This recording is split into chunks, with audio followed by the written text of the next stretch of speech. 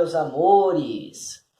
Como prometido, nesta semana vamos estudar sobre um compositor do realismo na música. Vamos estudar sobre Richard Strauss. E antes que vocês me perguntem, não. O nosso Richard Strauss de hoje aparentemente não tem nenhuma relação de parentesco evidente com os Strauss lá de Viena, os compositores de valsa. Quer dizer, eu sempre suspeitei de que a família Strauss e o Richard Strauss tivessem sim algum parente em comum, nem que fosse um parente bem distante. Porque, gente, vamos raciocinar comigo. Os Strauss, que são da Áustria, têm exatamente o mesmo sobrenome que o Richard Strauss, que é da Alemanha. Vejam bem, um país é do lado do outro. É muito possível que, em algum momento da história, essas duas famílias musicais tenham sido uma só.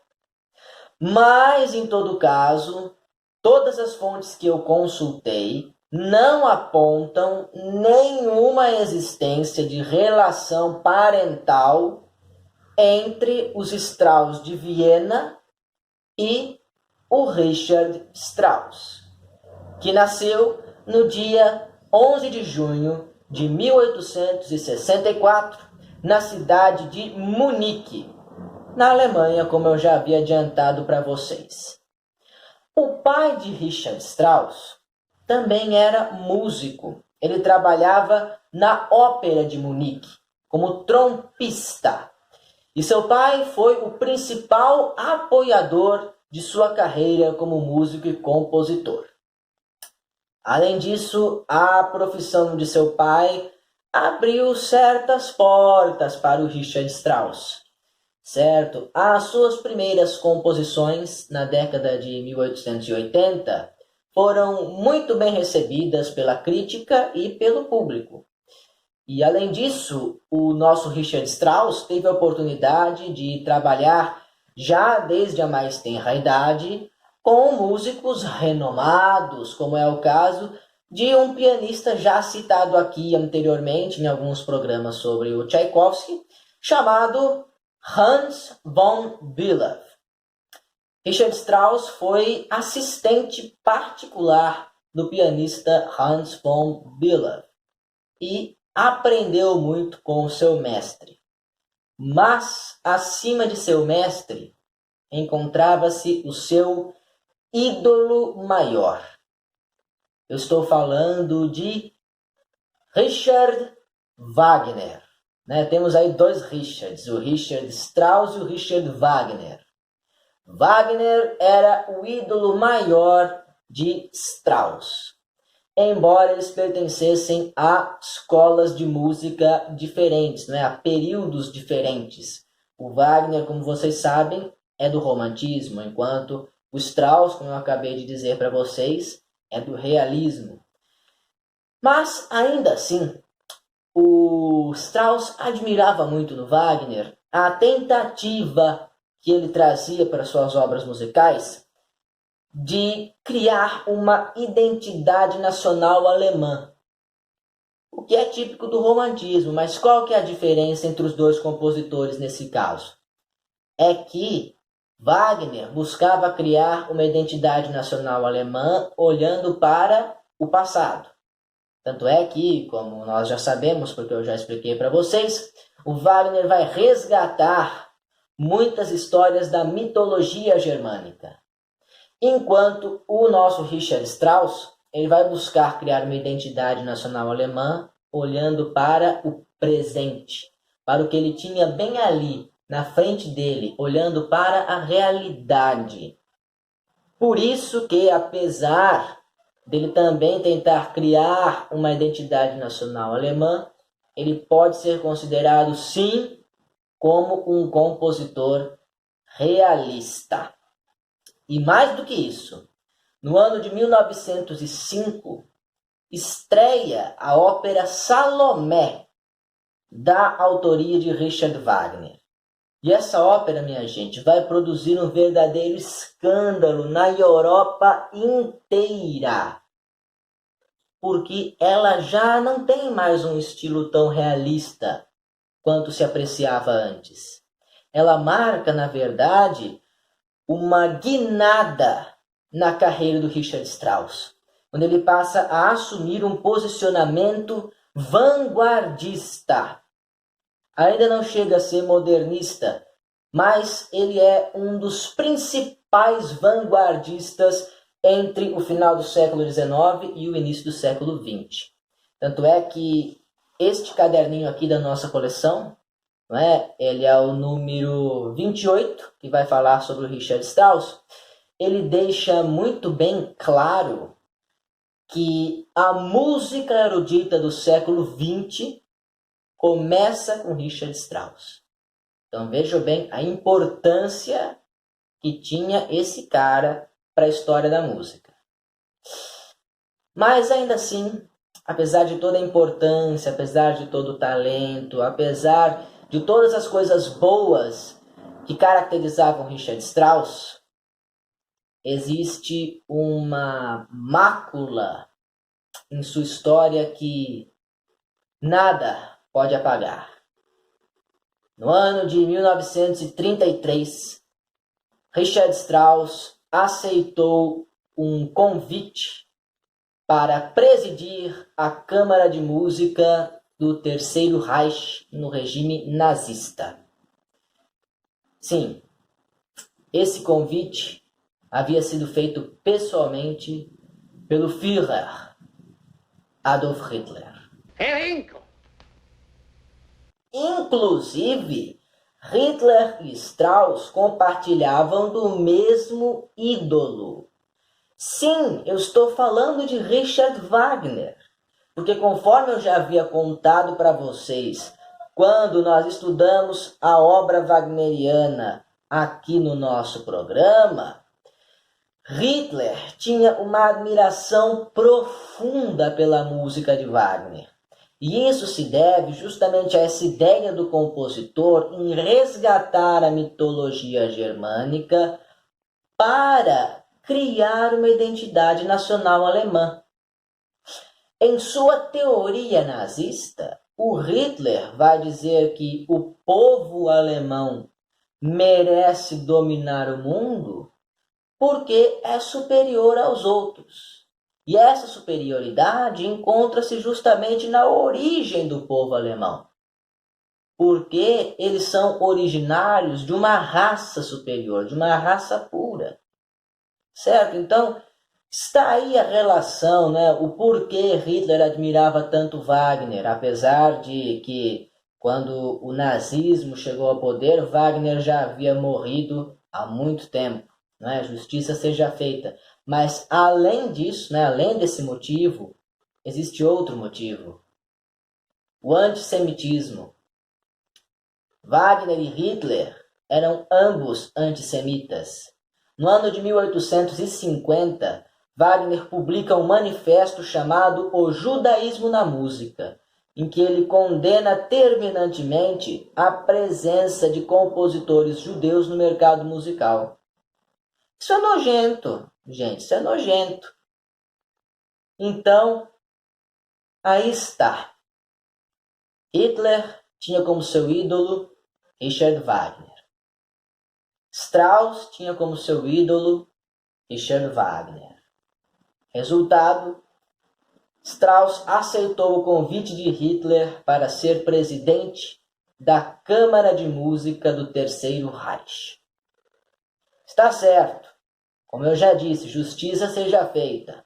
Anos mais tarde, o próprio Richard Strauss pediu para ser exonerado do cargo porque não concordava com muitas das práticas que Hitler havia começado a difundir na Alemanha e nos demais territórios dominados. Mas ainda assim, é aquilo que eu falei. Uma mancha dessas na história de uma pessoa, ninguém apaga. Mas enfim, vamos separar um pouco a arte do artista e vamos falar da nossa música de hoje. Alsos pra Zaratustra, Opus 30, é o título da música que nós vamos tratar aqui neste programa. Esse título em português pode ser traduzido para Assim Falou Zaratustra. Ué, esse nome não me é estranho. E tenho certeza que não é estranho também para muitos de vocês aí. Por acaso, algum de vocês conhece Friedrich Nietzsche? Sim, professora!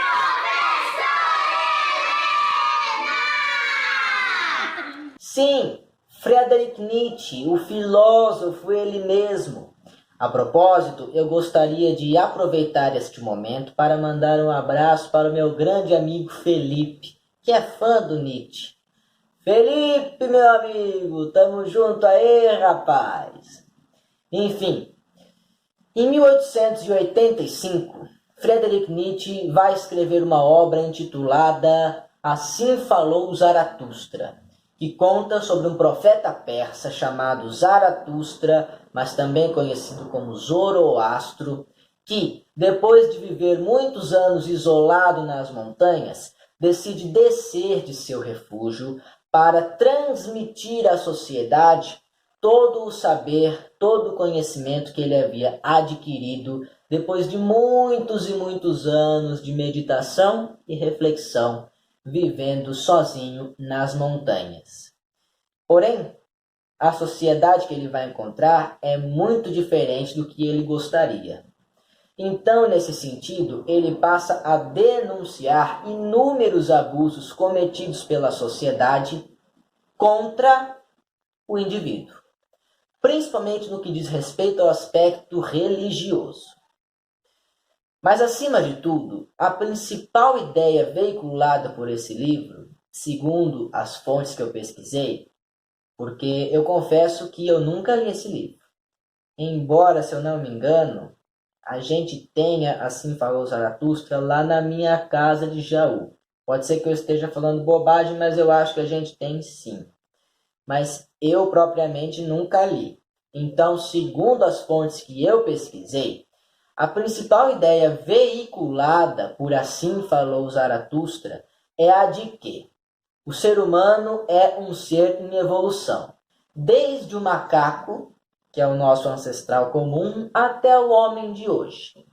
E desde o homem de hoje até o super-homem, que é um conceito criado e desenvolvido por Nietzsche neste livro e que eu não vou explicar para vocês. Primeiro, porque não vem ao caso, e segundo, porque eu mesmo não teria gabarito para isso, certo?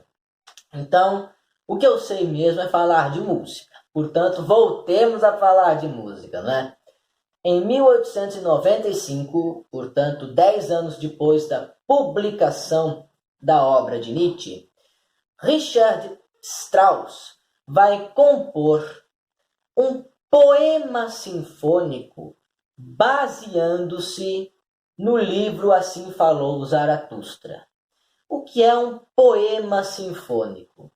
É justamente isso. É quando um compositor se apropria do conteúdo de uma obra literária para criar a sua própria obra musical. Detalhe, hein? Não vale, por exemplo, uma ópera que foi baseada numa peça de teatro, ou então um balé que foi baseado num conto. Não, isso não vale. Não pode ser uma obra musical possivelmente performática. Não pode ser uma obra musical submissa ao palco, certo? Tem que ser uma obra musical em si, uma obra musical composta para ser ouvida em salas de concerto. Por isso mesmo que esse estilo de música se chama poema sinfônico, porque ele é composto nos moldes de uma sinfonia. Entenderam? Então, Richard Strauss fez justamente isso. Ele se apropriou do conteúdo de Assim Falou Zaratustra, do Friedrich Nietzsche, e compôs a sua própria canção, intitulada Also sprach Zarathustra, Opus 30. Ou em português, como vocês já sabem, Assim falou Zaratustra, Opus 30. Muito cuidado com uma coisa também. Quando a música de Strauss foi publicada pela primeira vez, ele fez questão de deixar assim numa nota de edição: livremente inspirado em Nietzsche. O que quer dizer isso? Livremente inspirado em Nietzsche. Isso quer dizer, ou melhor, eu vou deixar o próprio Strauss explicar para vocês. Permitam-me aqui ler um trechinho deste caderno que eu já mostrei aqui no programa de hoje para vocês, em que o Strauss explica quais são as intenções dele com este poema sinfônico Assim falou Zaratustra. Com licença. Não pretendi escrever música filosófica, nem traduzir musicalmente a grande obra de Nietzsche. Propus-me a traçar um quadro do desenvolvimento da raça humana desde suas origens até a concepção nietzschiana do super-homem. O que isso quer dizer então? Que o Strauss vai se apropriar dessa característica libertária do Zaratustra para aplicar essa liberdade em sua música. E percebam o quanto isso é típico da escola realista, uma vez que, como eu já disse anteriormente, o Zaratustra vai denunciar abusos da sociedade contra o indivíduo. Essa é uma das características, né? Uma das tipicalidades do realismo enquanto movimento estético, inclusive na música. O Strauss ter se inspirado neste livro de Nietzsche para criar o seu poema sinfônico é um traço simplesmente único, né, que deixa registrado de que ele é, sim, um compositor realista. Mas o nosso objetivo aqui no programa de hoje não é falar da obra como um todo, e sim apenas do primeiro capítulo. Eu poderia dizer o primeiro movimento, que seria o termo correto, mas eu vou dizer primeiro capítulo por quê? Porque todos os movimentos dessa obra, em vez de se chamarem primeiro movimento, segundo movimento, terceiro movimento, eles têm os títulos dos capítulos da obra de Nietzsche. Olha que legal, não é interessante? Portanto, nós vamos tratar apenas sobre o primeiro movimento, o primeiro capítulo, que se intitula Einleitung, ou em português, Introdução, ou pode ser chamado também, né, no próprio livro de Nietzsche existe essa duplicidade de títulos. O primeiro capítulo pode ser chamado também como Sonnenaufgang, ou em português, Nascer do Sol. E o sol sobre a estrada é o sol sobre a estrada é o sol. Se, assim como o livro, o poema sinfônico Assim falou Zaratustra também tem o objetivo de ilustrar a evolução do homem, desde o macaco até o super-homem, é claro que o primeiro movimento da música só pode se referir ao macaco, certo? Então, eu vou deixar aí na legenda do vídeo 2 links para vocês. O primeiro é uma gravação em estúdio dessa música pela Orquestra Filarmônica de Berlim. E o segundo, por sua vez, é uma cena muito famosa de um filme muito famoso que popularizou a música de Strauss em meados do século XX. Trata-se do filme 2001, Uma Odisseia no Espaço, que apesar do título, é do ano de 1968. E olha que interessante, assim como o livro e a música, esse filme também tem a intenção de ilustrar a evolução humana, do macaco até o super-homem. E uma das primeiras cenas do filme é aquela que todo mundo, talvez a maioria das pessoas já tenha visto, do macaco batendo numa pilha de ossos, né? Tam, tam, tam, tam, tam, tam, tam, tam, tam. e é ao som justamente da introdução de Assim Falou Zaratustra, de Richard Strauss. O filme, na verdade, ele tem o poema sinfônico inteiro como trilha sonora. Mas como nosso objetivo aqui é trabalhar apenas com o número mais conhecido desse poema sinfônico, que é o primeiro capítulo, então eu vou deixar apenas essa cena para vocês verem.